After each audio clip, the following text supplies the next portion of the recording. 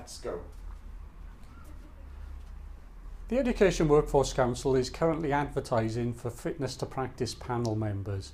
We need panel members from all of our registrant groups because we now register those in schools, further education, work-based learning and also youth work.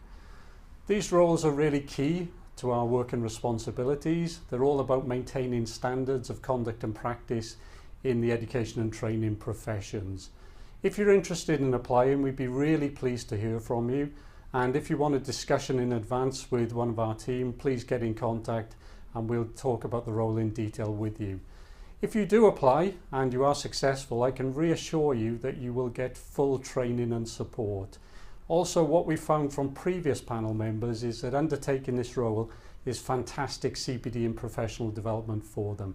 So I'd really encourage you to apply for these important positions. Please submit your application. Many thanks.